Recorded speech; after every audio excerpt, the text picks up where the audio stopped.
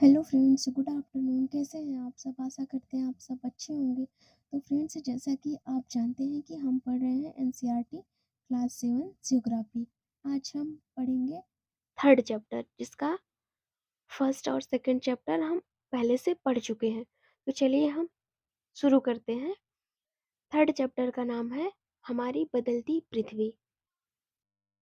चलिए शुरू करते हैं।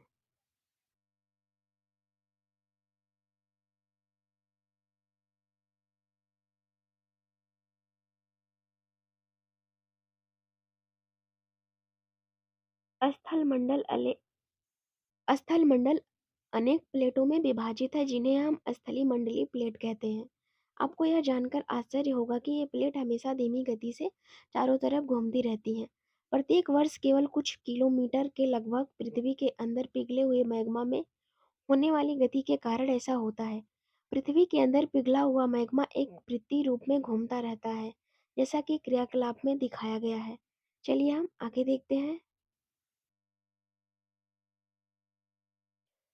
प्लेट की इस गति के कारण पृथ्वी की सतह पर परिवर्तन होता है।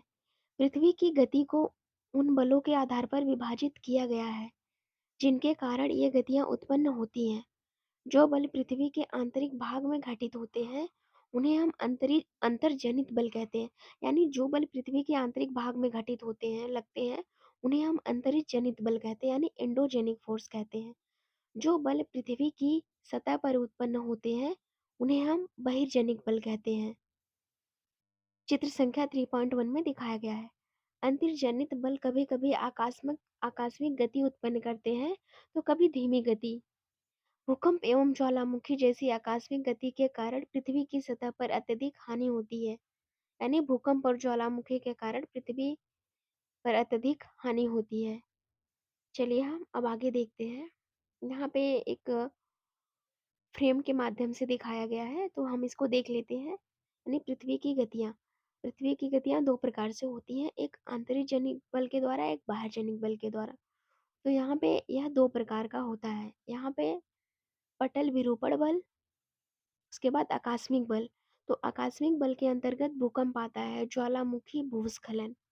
अगर पूछा जाए कि भूस्खलन एक बल है तो वहां पे आप बताएंगे कि आकस्मिक बल है या फिर अंतर्जनिक बल है। और यहाँ पे पर्वत निर्माणकारी बल, जब पर्वत का निर्माण होता है वहां पटल विरूपण बल काम करता है। और बहिर्जनित बल के में अपर्दन एवं निक्षेपण, इसके अंतर्गत नदी, बहता जल, पवन, समुद्री तरंग, हिमनद, ये सब बहिर्जनिक बल है। तो चलिए हम देखते हैं। यहाँ पे दिया गया है, यहाँ पे शब्दावली दिया गया है, स्थल मंडलीय प्लेट क्या होती है, जिसको हम देख लेते हैं। स्थल मंडलीय प्लेट भूपर्वतीय में अनेक बड़ी एवं कुछ कठोर छोटी असमान आकार की प्लेटें होती हैं, जिन पर महाद्वीप एवं महासागर की सतहें टिकी हैं। इन्हें हम स्थल मंडलीय प्लेट कहते हैं। यानी भूपर्वतीय में अनेक बड़ी एवं कुछ छोटी, जैसे कुछ बिना उनका समान आकार नहीं है, छोटी बड़ी हैं, किसी भी आकार की हैं, कुछ प्लेटें हैं। उसके बाद जिन पर महाद्वीप एवं महासागर टिका हुआ है उन्हें हम स्थल मंडलीय प्लेट कहते हैं। चलिए हम आगे देखते हैं। यहाँ पे ज्वालामुखी की बात किया गया है कि ज्वालामुखी क्या होते हैं। ज्वालामुखी भूपर्वतीय पर खुला एक ऐसा छिद्र होता है जिससे पिघले हुए पदार्थ अचानक बाहर निकलते हैं, जैसा कि चित्र पॉइंट 3.2 में दिखाया गया है। चलिए देखते हैं।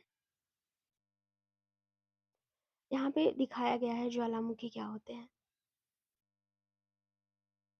तो जब यहाँ से गर्म लावा यहाँ से निकलता है, एक छिद्र के द्वारा बाहर निकलता है, और जब बाहर निकलता है तो इसे हम ज्वालामुखी कहते हैं। और यहाँ पे जो छोटा सा ये होता है इन्हें हम क्रेटर कहते हैं।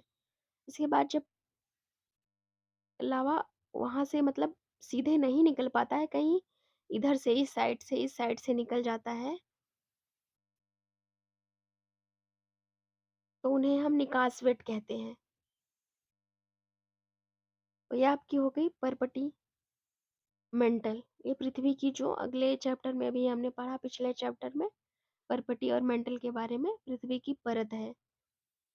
तो चलिए हम देखते हैं, यहाँ से गर्म राख एवं गैसें निकल रही हैं यहाँ से, पृथ्वी के आंतरिक भाग से। चलिए देखते हैं आगे।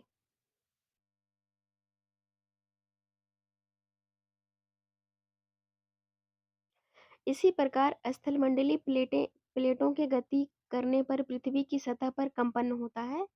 यह कंपन पृथ्वी के चारों ओर गति कर सकता है।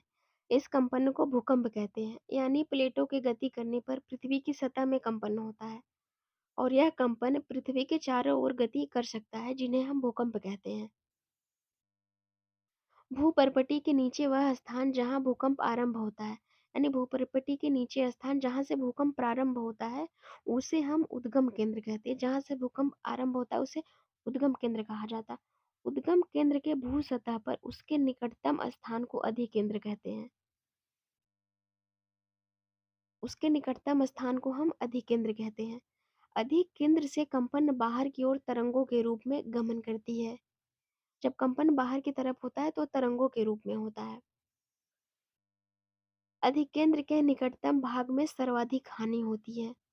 अधिकेंद्र के निकटतम भाग में सर्वाधिक हानि होती है एवं अधिकेंद्र से दूरी बढ़ने के साथ साथ भूकंप की तीव्रता धीरे धीरे कम हो जाती है। जैसे जैसे अधिकेंद्र से दूरी बढ़ती है, भूकंप की तीव्रता धीरे धीरे कम हो जाती है। चलिए देखते हैं।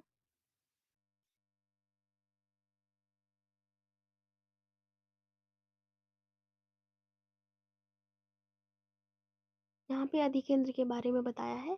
वह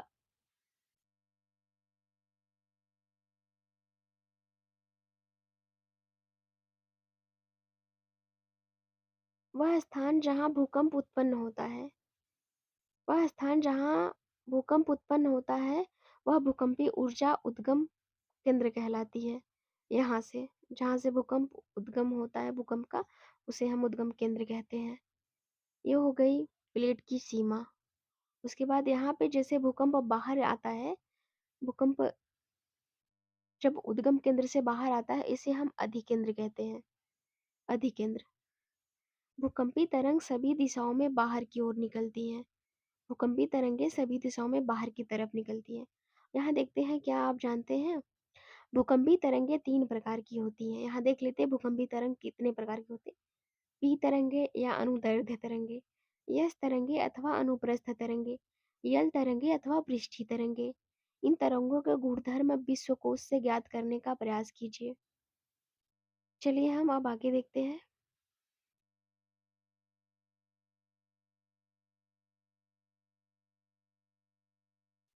यद्यपि भूकंप की भविष्यवाणी संभव नहीं, लेकिन यदि हम पहले से तैयार हों तो इसके प्रभाव को निश्चित रूप से कम किया जा सकता है। स्थानीय लोग कुछ सामान्य तरीकों से भूकंप की संभावना का अनुमान लगाते हैं, जैसे जानवरों का व्यवहार, व्यवहार का अध्ययन, तालाब में मछलियों की उत्तेजना, सांपों का धरातल पर आना। कुछ प्रक्रियाएं होती हैं जिसमें हमें पहले से पता चल जाता है कि भूकंप आने वाला है। जैसे जानवरों का बिहेवियर चेंज हो जाता है, तालाब में मछलियों की उत्तेजना बढ़ जाती है और सांप धरातल पर आ जाते हैं बिल से निकलकर। तो चलिए हम देखते हैं आगे। गुजरात में एक भूकंप आया था, बहुत विनाशकारी भूकंप आया था। और भुज में भूकंप आया था।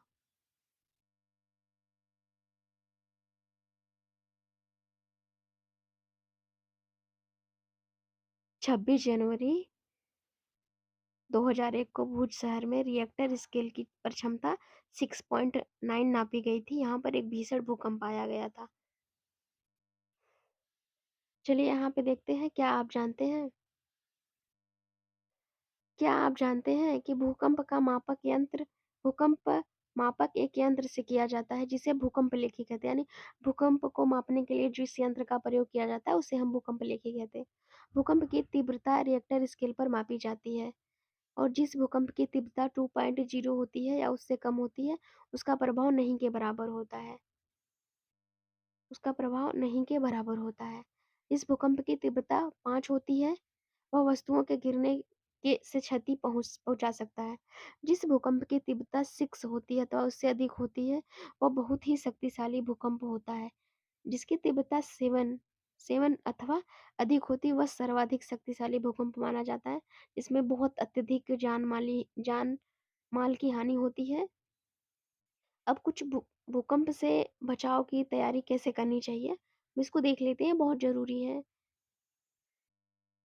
भूकंप के दौरान कहाँ आश्रय लें? सुरक्षित स्थान, रसोई के काउंटर या मेज के नीचे, दीवार के अंदरूनी कोने में, इनसे दूर रहें, जैसे आग वाले स्थान से दूर रहें, चिमनी के आसपास से दूर रहें, टूट सकने वाली खिड़कियों, दर्पण एवं तस्वीर फ्रेम से दूर रहें, पहले से तैयार रहें।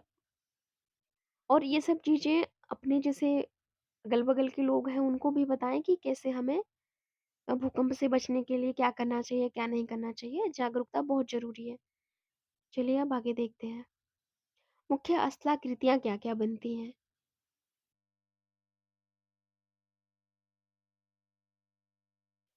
अपछ अपक्षय एवं अपर्दन नामक 2 प्रक्रमों द्वारा भूदृश्य भूमि लगातार विघटित होती रहती है। पृथ्वी की सतह पर शैलों के टूटने से अपक्षय की क्रिया होती है, यानी शैलें जब टूटती हैं तो अपक्षय की क्रिया होती है। भूदृश्य पर जल, पवन, हिम जैसे विभिन्न घटकों के द्वारा होने वाले क्षय को अपर्दन कहते हैं। वायु, जल आदि अपर्दित पदार्थ को एक स्थान से दूसरे स्थान पर ले जाते हैं और फलस्वरूप एक स्थान पर निक्षेपित करते हैं। अपर्दन एवं निक्षेपण के ये प्रक्रम। अब आगे देखते हैं नदी के कार्य। तो चलिए देखते हैं नदी के कार्य। नदी के जल से दृश्य भूमि का अपरदन होता है। जब नदी किसी खड़े ढाल वाले स्थान से अत्यधिक कठोर शैल या खंड ख, खड़े ढाल वाली घाटी से गिरती है तो यह जलप्रपात बनाती है। चित्र संख्या 3.1 में दिखाया गया है। यहाँ पे है, क्या आप जानते हैं? इसको पढ़ लेते हैं। विश्व में हजारों छोटे-छोटे जलप्रपात हैं। सबसे ऊंचा जलप्रपात दक्षिण अमेरिका के वेनेजुएला का एंजल जलप्रपात है। यानी अगर पूछा जाए कि सबसे ऊंचा जलप्रपात कौन सा है, तो वो दक्षिण अमेरिका का एंजल जलप्रपात है। यह जलप्रपात उत्तरी अमेरिका में कनाडा तथा संयुक्त राज्य अमेरिका के सीमा पर स्थित है। यानी कनाडा और यूएसए के सीमा पर स्थित है एंजल जलप्रपात, जो कि सबसे ऊंचा जलप्रपात है। आगे देखते हैं। अफ्रीका में जाम्बिया एवं जिम्बाब्वे की सीमा पर स्थित विक्टोरिया जलप्रपात। और अफ्रीका में जाम्बिया एवं जिम्बाब्वे के सीमा पर स्थित विक्टोरिया जलप्रपात स्थित है। चलिए हम अब आगे देखते हैं।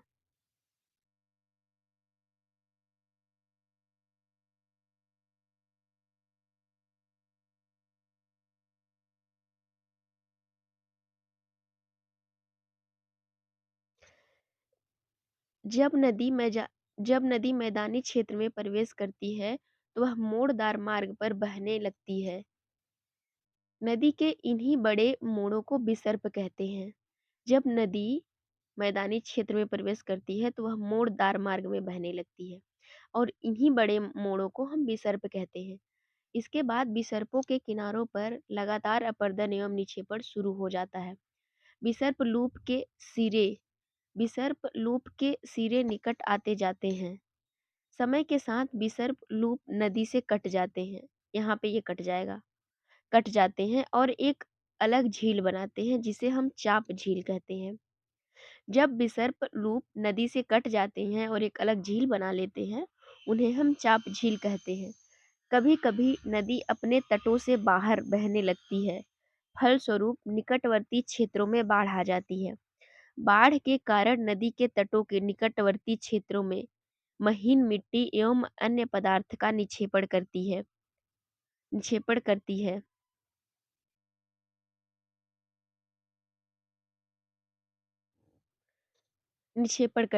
ऐसी मिट्टी एवं पदार्थों को अवसाद कहते हैं।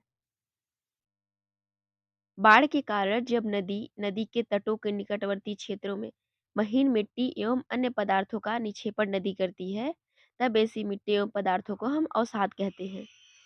इससे समतल इससे समतल उपजाऊ बाढ़कृत मैदान का निर्माण होता है। इससे समतल और बाढ़कृत मैदान का निर्माण होता है जिससे उपज अच्छी होती है। नदी के उत्थित तटों को तटबंध कहते हैं। समुद्र तक पहुँचते-पहुँचते नदी का प्रवाह धीमा हो जाता है। जैसे यहाँ से नदी निकलती है तो धीरे-धीरे बहते-बहते जाते समुद्र तक जाने में उसके बाद इसकी गति बहुत धीमी हो जाती है। नदी अनेक धाराओं में विभाजित हो जाती है। जब नदी अनेक धाराओं में विभाजित हो जाती है, जिनको वितरिका कहा जाता है।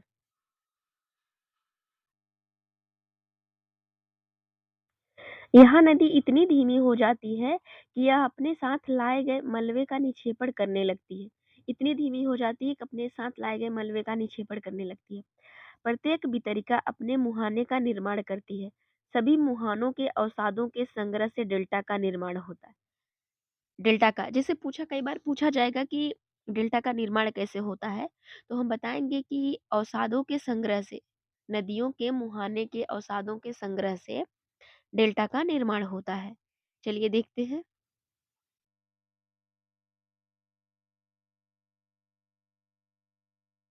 यहाँ पे कुछ नदियों के नाम ढूँढे जो डेल्टा का निर्माण करती हैं, तो कमेंट बॉक्स में आप बताइएगा कौन-कौन सी नदियाँ हैं जो डेल्टा बनाती हैं विश्व की।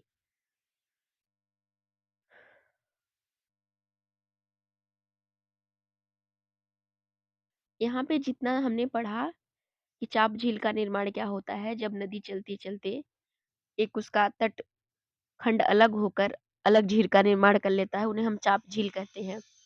उसके बाद ये तटबंध है, नदियाँ तटबंध बनाती हैं, ये विसर्प है।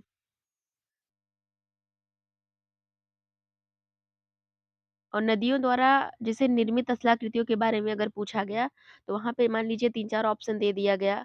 पहला दे दिया गया चाँप झील, दूसरा दे दिया गया तटबंध, तीसरा दे दिया विसर्प। तो इसमें होगा कि चाँप झील, तटबंध, विसर्प ये सभी नदियों द्वारा निर्मित स्थलाकृतियाँ हैं। इसको हम याद रखेंगे। चलिए आगे देखते हैं अब। समुद्र तरंग के कार्य क्या हैं? अभी हमने नदियों के देख लिया, अब हम समुद्र की तरंग के कार्य देखेंगे।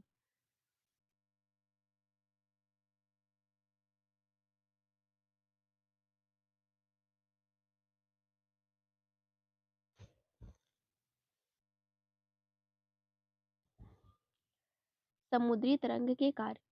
समुद्री तरंग के अपरदन एवं निक्षेपण तटीय स्थलाकृतियां बनाते हैं। समुद्री तरंगें लगातार सैलों से टकराती रहती हैं, जिससे दरार विकसित होती है। समय के साथ ये बड़ी और चौड़ी होती जाती हैं। इनको समुद्री गुफा कहते हैं।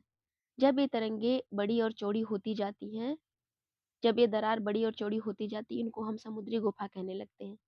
इन गुफाओं इन गुफाओं के बड़े हो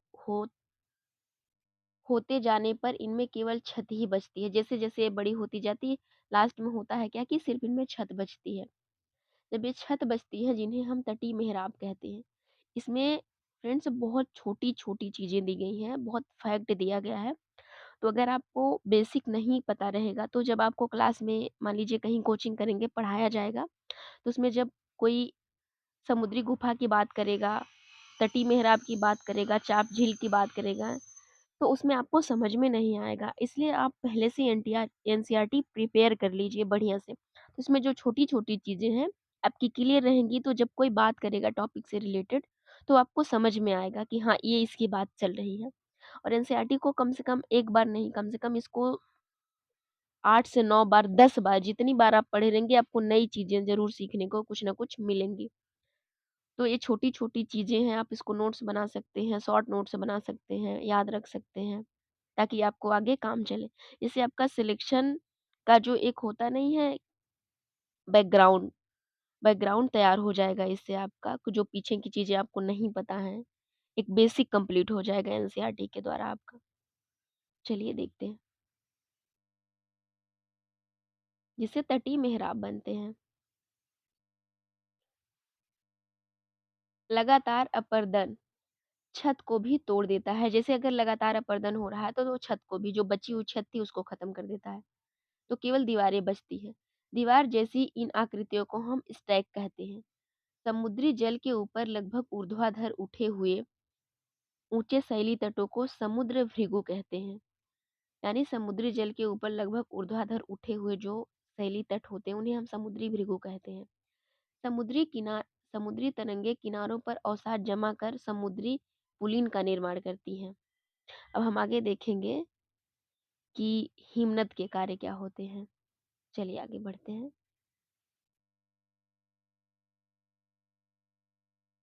हिमनद के कार्य। हिमनद अथवा हिमानी बर्फ की नदियां होती हैं।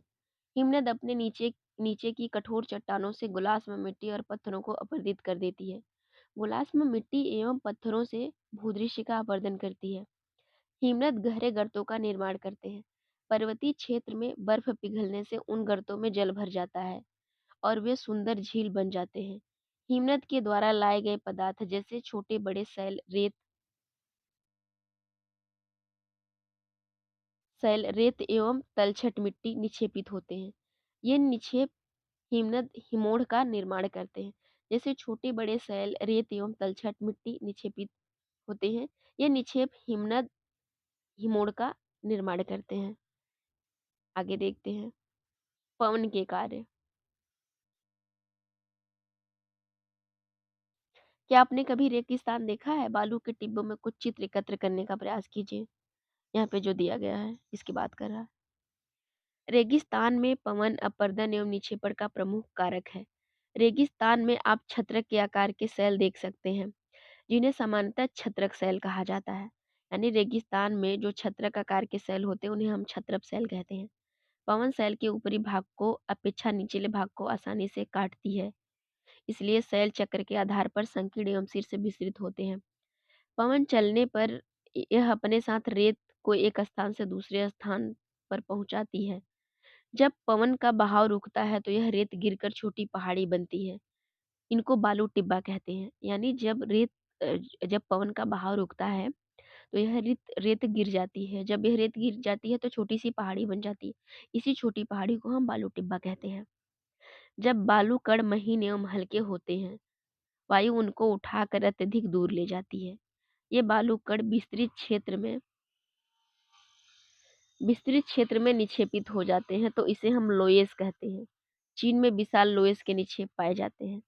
जैसे जब बालू के महीन कण हल्के होते हैं, वायु उनको उठाकर बहुत मान लीजिए अत्यधिक दूर लेकर चली जाती है, तो विस्तृत क्षेत्र में ये निक्षेपित हो जाते हैं, तो इन्हें हम लोयस कहते हैं। लोयस।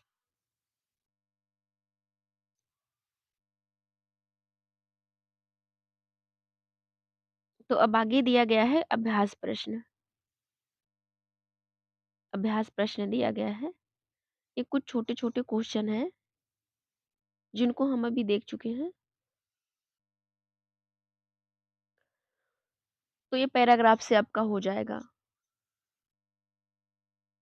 अब इसको सॉल्व करेंगे तो एक बार आप फिर से पढ़ेंगे अच्छे से किताब को। तो चलिए हम और देखते हैं आगे। सही उत्तर का चयन करना है। तो देखते हैं पहला क्वेश्चन क्या है। इनमें कौन सी समुद्री इनमें कौन सी समुद्री तरंग की विशेषता नहीं है? इसका उत्तर हो जाएगा सैल। हिमनद की निक्षेपण विशेषता होती है हिमोड़। पृथ्वी की आकस्मिक गतियों के कारण कौन सी घटना होती है? तो इसका सही उत्तर हो जाएगा ज्वालामुखी। छत्रक शैलें पाई जाती हैं, यह रेगिस्तान में पाई जाती हैं। चाप झील पाई जाती है नदी घाटी। चलिए अब आगे देखते हैं क्या है। अब आगे दिया गया है कि सही जोड़े का मिलान करना है, तो चलिए देखते हैं यहाँ पे। तो हिमनद हो गई बर्फ की नदियां, विसर्प हो गया, विसर्प का निर्माण नदियां करती हैं। बालू टिब्बा मिलता है रेगिस्तान में,